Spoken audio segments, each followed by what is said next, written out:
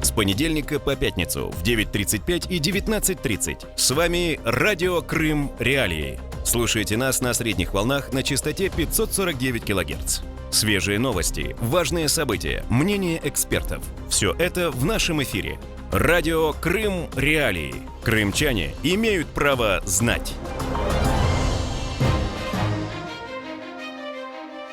Добрый вечер. Это радио Крым Реалии, у микрофона Виталий Портников. Мы в эфире каждый день в 9:35 и 19:30 по крымскому времени на средних волнах на частоте 549 кГц и в сети интернет.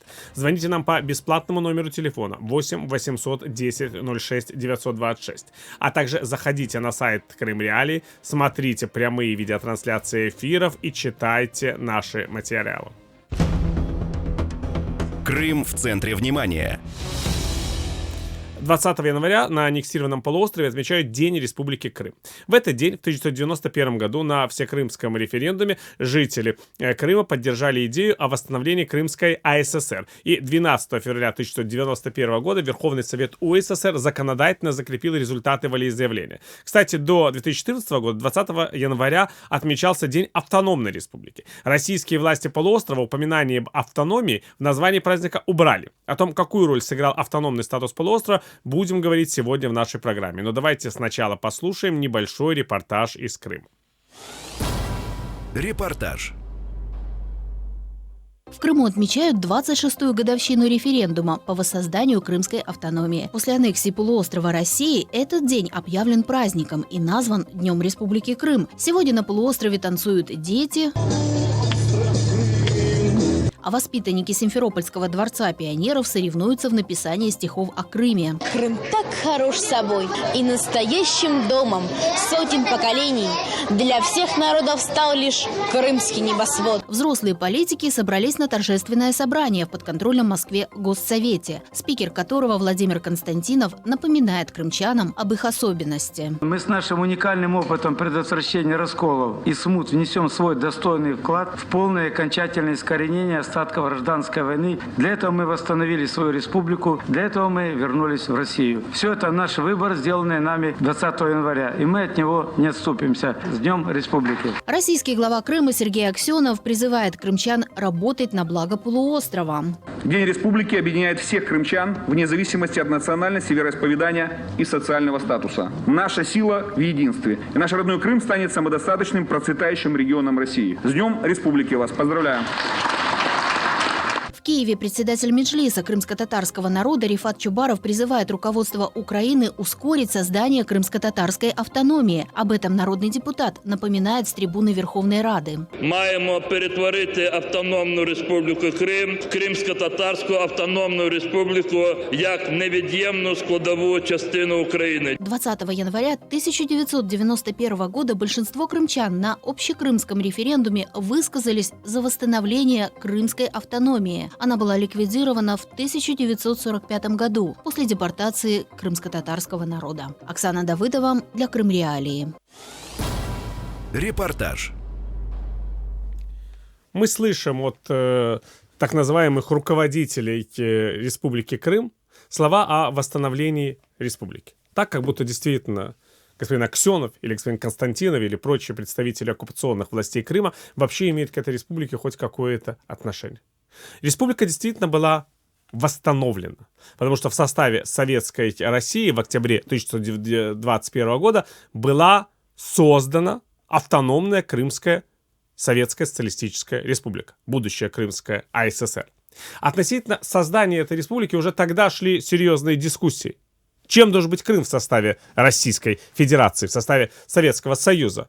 Крымской областью или все же Крымской республикой по образцу других национально-территориальных образований, которые тогда создавались в Советском Союзе и в его союзных республиках. И процитирую тут цитату из газеты «Жизнь национальностей» к провозглашению Крымской республики. Это газета Народного комиссариата РСФСР по делам национальностей. А народным комиссаром РСФСР по делам национальностей в то время был, конечно же, Иосиф Сталин. Итак, Цитата. «Нельзя было оставить без внимания то важное обстоятельство, что самая компактная часть крымской деревни, татары, составляющие вместе с немногочисленным пролетариатом городов базу советской власти в Крыму, в течение долгих лет подвергались физической и культурной деградации, благодаря тем экономическим условиям, в которые они были поставлены старым режимом. Именно поэтому советская власть приняла решение о непосредственной помощи коренному населению и участию последнего в деле нового советского строительства, а предоставлении этому коренному населению широких прав, которые позволили бы ему с достаточной свободой и гибкостью решительно приступить к разрешению ряда остро стоящих вопросов. Крымская республика была охарактеризована в этом тексте как закрепление максимума автономных прав и инициатив для широких трудовых масс коренного населения, подчеркиваю, коренного населения, в деле их культурного и экономического возрождения. Теперь возникает вопрос, а кто же считался коренной национальностью в Крыму? Может быть, тот народ, которому этнически принадлежит господин Аксенов? Может быть, тот народ, которому этнически принадлежит господин Константинов? Нет. Два народа признаны коренными национальностями в Крыму. Это крымские татары и караимы, количество которых, к сожалению, значительно уменьшилось, впрочем, как и количество крымских татар за годы советской власти и в результате депортации, выселений и прочих трагических моментов в жизни этих народов. Кроме этого, для того, чтобы осуществить право на самоуправление всех других крупных этнических групп Крымского полуострова, были созданы национальные районы и сельсоветы. В 30-е годы из 20 районов Крыма 6 были национальными крымско-татарскими. Вот я просто их назову, чтобы жители Крыма вспомнили, где они живут, на чьей земле. Это Фотисальский, Бахчисарайский, Балаклавский, Ялтинский, Алушчинский и Судакский. 2 района были признаны немецкими. Бьюк-Онларский и Тельмановский районы. 2 района были признаны еврейскими. Фрайдорфский и Ларендорфский. Напомню, что в годы Второй мировой войны крымчаки, этническая группа еврейского народа, были практически полностью уничтожены. И 1 район, это тоже очень важный момент, был признан украинским национальным районом в Крыму. Вот и все, собственно, коренные национальности. Мы их все перечислили. Вот для них, собственно, для 2 коренных народов Крыма и для этнических групп Крыма, среди которых, как я уже говорил, были и евреи, и немцы, и крымские татары, и украинцы, была создана Крымская автономная Советская Социалистическая Республика. Она не была создана для этнических русских, потому что этнические русские составляли большинство Российской Федерации. Вот, собственно, вся ее история. Именно поэтому, когда Сталин принял решение о депортации крымских татар и других коренных народов из Крыма, Крымская автономная Советская Социалистическая Республика, как, впрочем, и все прочие национальные республики, из которых Сталин выгонял коренные народы, она была ликвидирована. Она была превращена в Крымскую область. И одним из главных требований крымских татар, когда они стремились к возвращению на родину из мест ссылки, было восстановление Крымской автономной ССР. Президиум Верховного Совета Советского Союза после целого ряда протестов крымско-татарского населения, после пикетов у здания Президиума Верховного Совета СССР, я хорошо помню эти пикеты, сам в них участвовал, у гостиницы «Москва» в российской столице, тогда еще советской, принял решение создать комиссию, которая бы занималась проблемами крымских татар и еще, кстати, одного народа, который не получил возможность вернуться в места своего постоянного проживания после десталинизации. Это были советские немцы Поволжья. Каковы были выводы этой комиссии? Восстановление прав крымско-татарского народа не может быть осуществлено без восстановления автономии Крыма путем образования Крымской АССР в составе Украинской ССР. Это соответствовало бы интересам крымских татар, так и представителей других национальностей, проживающих ныне в Крыму. Цитирую по ведомостям Верховного Совета СССР за 1989 год, 29 ноября. Еще один документ для Аксенова, для Константинова, для прочих невежд, которые сами не понимают, где они живут. И вот действительно, в осуществление этого решения Президиума Верховного Совета СССР в Крыму был проведен референдум по вопросу воссоздания Крымской ССР. Между прочим, первый плебисцит вообще в истории Советского Союза. Никогда таких референдумов не было раньше. И действительно, большинство жителей, тогдашних жителей Крымской области Украинской ССР проголосовали за восстановление Крымской АССР. А опять-таки, возвращаясь к прошлому, значит, за восстановление прав коренных народов Крыма. Это для них республика, не для русского населения, которое там проживает.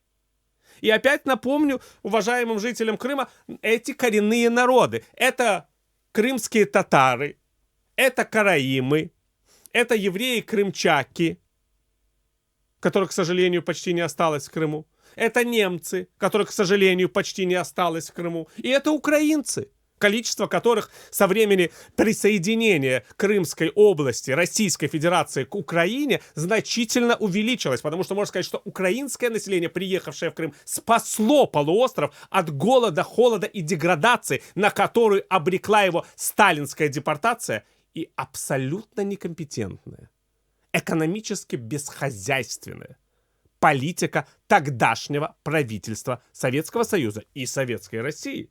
Об этом надо говорить со всей определенностью. Есть два правительства, которые отвечают за деградацию Крыма. Правительство СССР и правительство РСФСР.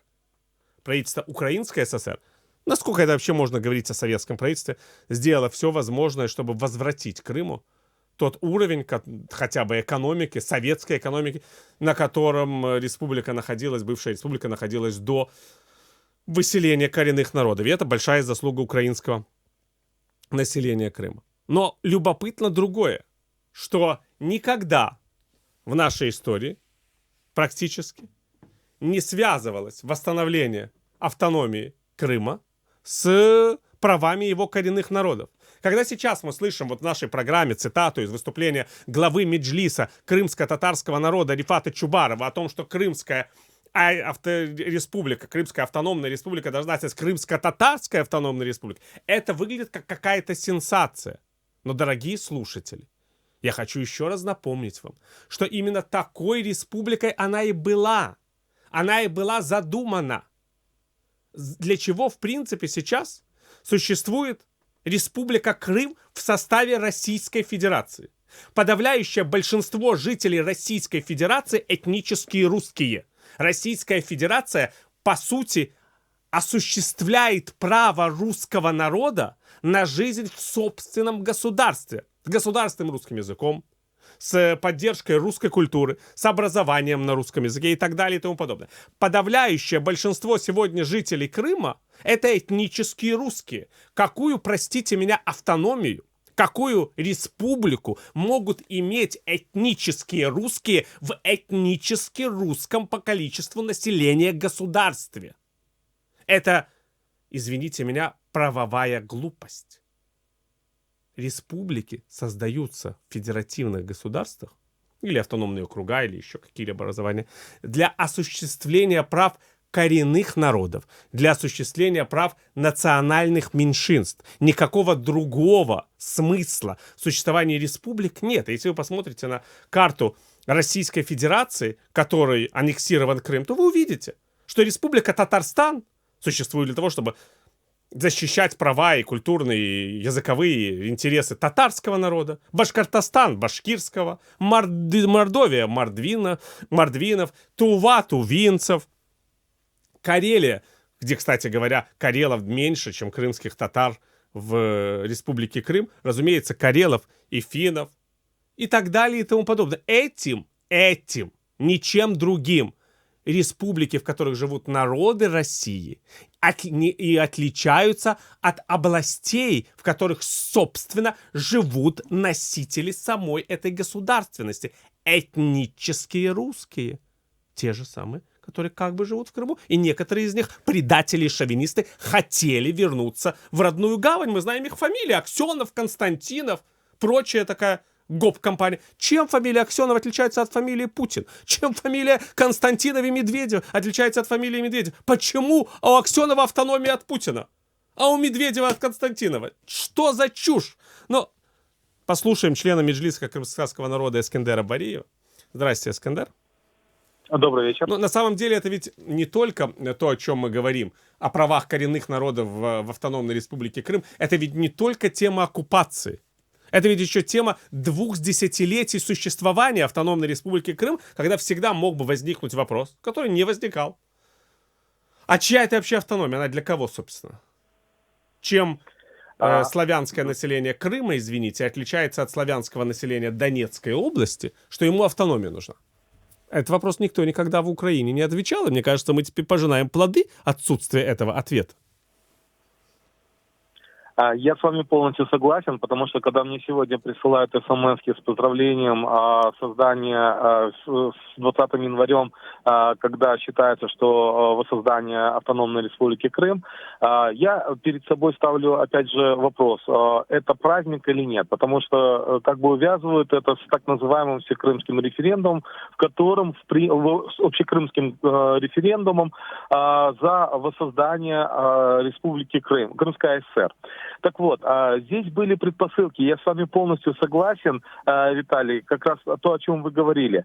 Ведь, опять же, заговорили о воссоздании Крымской АССР только тогда, когда в 1989 году декларация Верховного Совета СССР было, в декларации говорилось о реабилитации как раз крымских татар и немцев Поволжья, и, соответственно, потом было постановление, в котором четко говорилось, что не может полного восстановления прав крымско-татарского народа без восстановления его государственности, Крымской ССР. Ведь упразднение Крымской ССР было связано в том числе и с депортацией. В 1944 году депортировали, и, соответственно, позже уже ликвидировали, буквально там в 1945 году, по-моему, ликвидировали Крымскую ССР.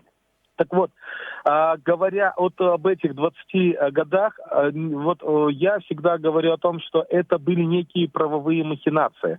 Потому что тогда еще политический истеблишмент Украины внес, скажем, прецедент как может быть на административном уровне автономия в составе унитарного государства.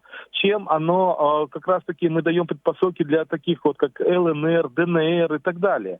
Ведь на самом деле может быть автономия только у региона, где проживает народ, исторически проживает, имеющий определенную специфику. И вот поэтому... Алло. Да-да, пожалуйста. И поэтому здесь мы сегодня сталкиваемся с подобными проблемами. Ведь на тот момент было, согласно того постановления Верховного Совета СССР, было поручено Украинской ССР восстановить Крымскую АССР, где состав облсовета автоматически переходил в Крымскую ССР, и должны были доизбрать из числа депортированного, тогда коренной не использовали, депортированного крымско-татарского народа, чтобы было гарантированное представительство. Однако начались эти манипуляции, и в итоге крымские татары оказались опять же в стороне. И после того проводились опять ряд, я понимаю, были процессы, когда давили и пророссийские силы, но при всем том, если бы следовали четкой позиции еще в те времена, то, я думаю, не было бы автономии в унитарной Украине по территориальному принципу, а должна быть автономия именно связанная с целью сохранения прав коренных народов, в первую очередь крымских татар, караимов и крымчаков. И поэтому здесь мы должны сегодня, возвращаясь к нашей новейшей истории, понимать, что мы должны сегодня предпринять, чтобы увидеть, что будет дальше, какой план действий у нас должен быть, и, соответственно, какую республику мы будем видеть в составе унитарного государства. Это можно тогда назвать украденным праздником, если хотите. Ведь все эти решения, и референдум, и постановление Крымского облсовета о проведении этого референдума, они же были во исполнении решения Верховного Совета СССР, где все было написано черным по белому. Да, потому что тогда национальное движение крымских татар ставило еще на всесоюзном совещании в 1965 году, были выдвинуты в декларации основные требования в наказе народа. Это возвращение на родину, это восстановление Крымской ССР. И когда к 1991 году, а начиная еще с 1988-89 года, активно поехали крымские татары в Крым и начались различные процессы, в том числе и самозахваты, потому что землю не выделяли, люди хотели жить на своей земле, они не требовали возвращения собственных домов. И этот процесс был уже, безвозвратным. И поэтому здесь просто обыграли ситуацию, понимали, что если не создадут некую территориальную республику по территориальному признаку, то крымские татары все равно будут добиваться создания республики именно как гаранта защиты прав крымско-татарского народа и других коренных народов Крыма. Вам не кажется, что вот сейчас сам статус Республики Крым в России, он выглядит несколько, странноватенько, скажем так, мягко говоря? Однозначно, это федеральный округ.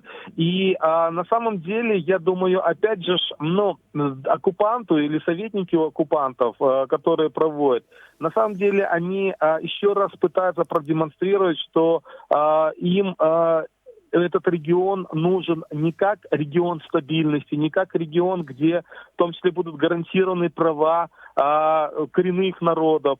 Потому что вы правильно говорили о том, что если мы просмотрим, то в Конституции каждой из республик сегодня в Российской Федерации там говорится, что республика является гарантом защиты тех или иных народов. Там татар в Татарстане, башкир в Башкортостане, карелы в Карелии. Но при всем том, относительно Крыма, и я был участником этих процессов, потому что к нам постоянно направляли Меджлис крымско-татарского народа там переговорщиков, которые предлагали, что вот в Конституции в новой Крыма, уже, так сказать, в российском Крыму, крымским татарам будут выделять 20% в Госкомитете, в Госсовете Республики Крым, что крымские татары будут представлены, что в Конституции будут гарантированы три языка как государственные. Но моя лично была позиция тогда следующая, что мы сегодня не должны играть в такие игры, потому что то государство, которое нарушает международное право, которое нарушает суверенитет иного государства, именно насильственным путем, то нам нельзя верить тому, что они сегодня предлагают. И они нас однозначно обманут. И как раз-таки, когда пытались они с нами вести переговоры, то принимая данную Конституцию, они все-таки обманули. Они даже не предусмотрели роль коренных народов Крыма в своей Конституции. И я считаю, что мы тогда поступили правильно, когда игнорировали полностью и референдум, и выставили четко свою позицию, что мы не будем воспринимать, как коренной народ Крыма, те процессы положительно, то, что осуществляет страна-оккупант. Благодарю. Эскандер Бариев, член Меджлиса крымско-татарского народа, в нашем эфире в день, который отмечался в Украине как День автономной республики Крым. На аннексированном полуострове это называется День Республики Крым. И очевидно совершенно тот вывод, который мы можем сделать в такую годовщину. Что на самом деле нужно думать о восстановлении автономии Крыма, о восстановлении автономии коренных народов Крыма, о придании Крыму такой субъектности, которая отразит все сложности исторического, культурного, социального, языкового развития полуострова, который действительно стал примером того, как можно путем неумной шовинистической политики уничтожить все то важное и ценное, что было в Крыму. Этим занималось правительство Российской империи. Это, несмотря на автономный статус Крыма, делало правительство Советской России. Этим сейчас, после аннексии, занимается правительство России путинской. Украине, частью территории которой является Крым, после деоккупации полуострова придется все эти ошибки исправлять. И я очень советую жителям Крыма уже сегодня готовиться к этому и думать, какой автономный Крым они действительно хотят видеть и как они хотят участвовать в восстановлении настоящей автономии Крыма, чтобы мы могли их поздравить с настоящим днем автономной республики Крым, украинского крымско-татарского полуострова. Спасибо. Это был Виталий Портников, радио Крым Реалии. Слушайте это завтра в 19:10. В программе «Крымский пармезан» Александр Янковский, Сергей Макрушин и Павел Казарин обсудят главные события уходящей недели в Крыму. До скорого.